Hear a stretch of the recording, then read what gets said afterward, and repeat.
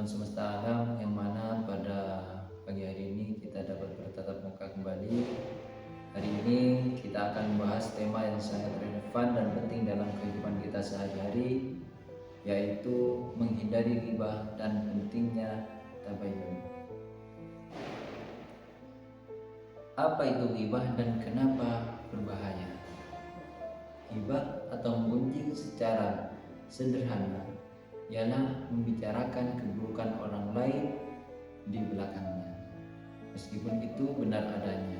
Rasulullah SAW bersabda, ghibah adalah engkau menyebutkan sesuatu tentang saudaramu yang dia benci, meskipun itu benar.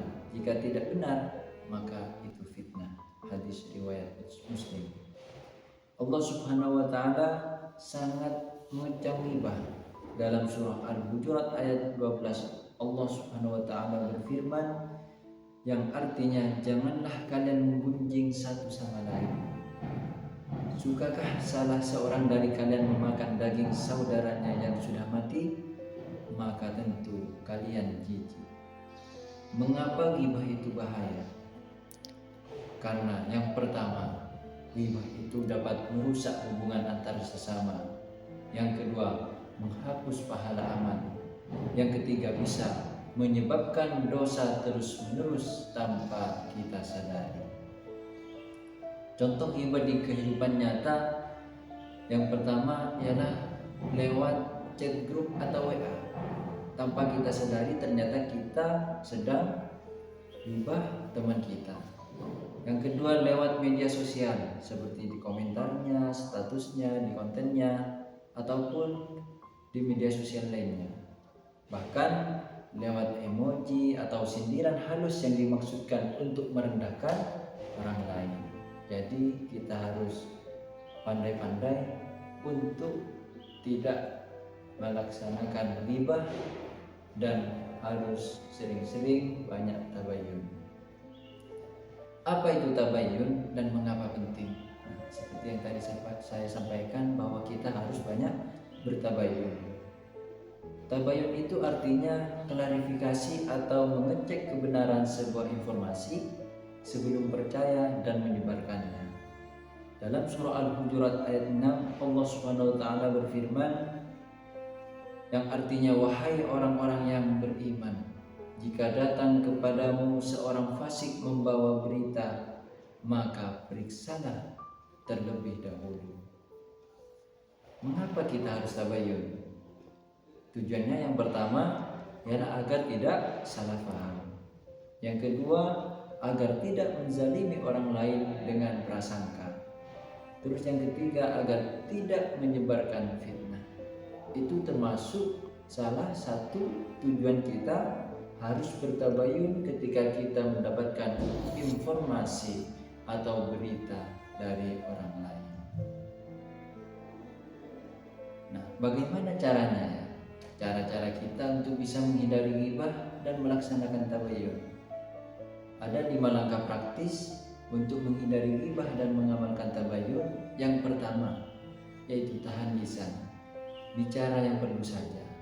Karena menurut hadis riwayat Bukhari dan Muslim, barang siapa yang beriman kepada Allah dan hari akhir, hendaklah berkata yang baik atau diam.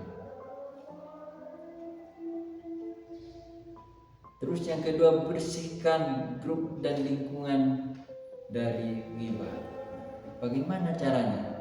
Jika teman atau grup mulai membicarakan orang lain, alihkan pembicaraan atau tinggalkan dengan cara sopan. Bisa juga dengan mengingatkan secara halus. Masya Allah, mending kita doakan aja biar semua diberi hidayah oleh Allah. Itu salah satu contohnya kalau kita sedang mengingatkan teman kita. Terus yang ketiga, konfirmasi sebelum menyebarkan informasi. Caranya, kalau dengar kabar tentang seseorang, jangan langsung percaya. Tanyakan pada sumber pertama. Pastikan dengan berkata, maaf, saya dapat info ini. Apakah benar begitu kejadiannya? Itu salah satu contoh bagaimana cara kita untuk tabayun kepada seseorang. Terus yang keempat yaitu gunakan media sosial dengan bijak.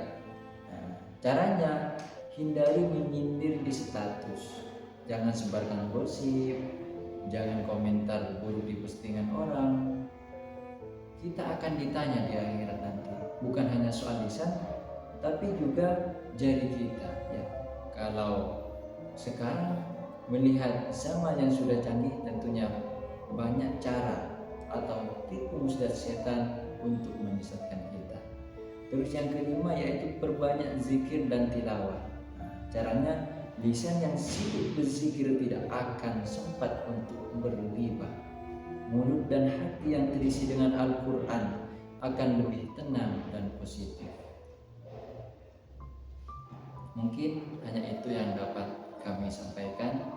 Mudah-mudahan apa yang kita pelajari bersama pada pagi hari ini menjadi tambahan bagi kita semua. Kurang lebihnya mohon maaf. Kami akhiri ihdinas siratal mustaqim. Wassalamualaikum warahmatullahi taala wabarakatuh. Ya Allah ya Rahman ya Rahim ya Karim, ya Allah ya Rahman ya Rahim ya Karim.